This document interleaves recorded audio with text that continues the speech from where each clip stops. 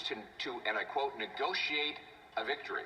He promised have a deal by July 21st, 2025.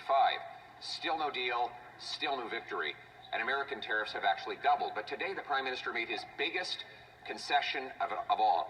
He promised to push $1 trillion of investment out of Canada into the United States of America, which will drive down Canadian wages and Canadian jobs. Why is it when the Prime Minister goes for lunch at the White House, it's Canadian workers on the menu? That's right. The Honourable Government Councillor. Mr. Speaker, the Prime Minister and his colleagues are at the White House today, advancing Canada's interests, advancing Canada's trade interests, advancing our interests in foreign policy generally, and I know that the hopes of all Canadians accompany our Prime Minister to those meetings where he will very, very clearly defend the rights of Canadian workers and of the Canadian economy. I sure hope the Leader of the Opposition is among those Canadians. The Honourable Leader of the Opposition. Prime Minister casually said, and I quote, $500 billion in the last 5 years alone of Canadian investment has left to the U.S. And he said probably $1 trillion in the next 5 years if we get the agreement that we expect to get. In other words, he made a massive $1 trillion concession before the deal was even signed and without getting anything in return. $1 trillion of exit investment means closing mines and factories in Canada and opening them in the U.S.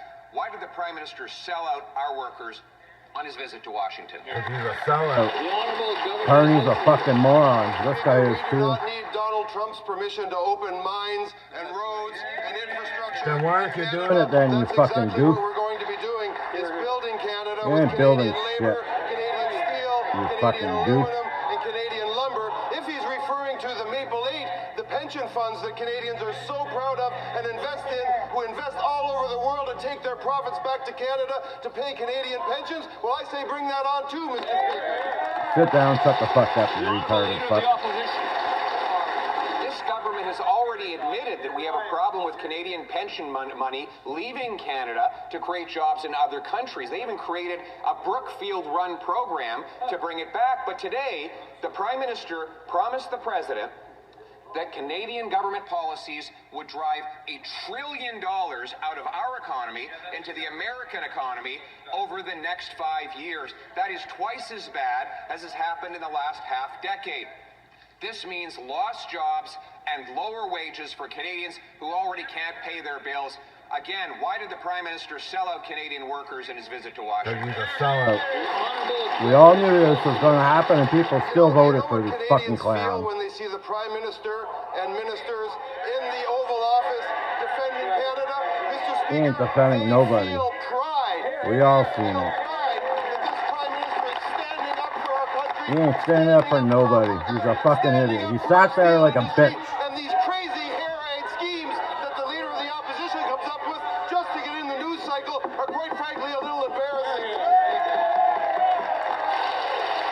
The Honourable Leader of the Opposition. Mr. Speaker, all the hyperventilating in the world will not change the fact that the Prime Minister casually said in the Oval Office today, he bragged that $500 billion Canadian investment dollars have left for the States in the last 5 years, and then promised that $1 trillion more will leave in the next 5 years. That'll mean mines closing in Quebec and opening in Pennsylvania. It'll mean mills closing in BC and opening in Washington State, factories closing in Ontario and going to Michigan. Why is it that the Prime Minister sells out Canadian workers, Canadian jobs, and Canadian investments in the White House? The Honourable Government House Leader. Mr. Speaker, we have said all along that Canada will look after its own people with our own projects, our own labor, our own material. We'll be opening mines, we'll be opening ports, we'll be opening railways, we'll be opening our Arctic. We are going to continue to build this country and get a fair, good trade deal for Canada, and it'll be thanks to this Prime Minister, Mr. Speaker.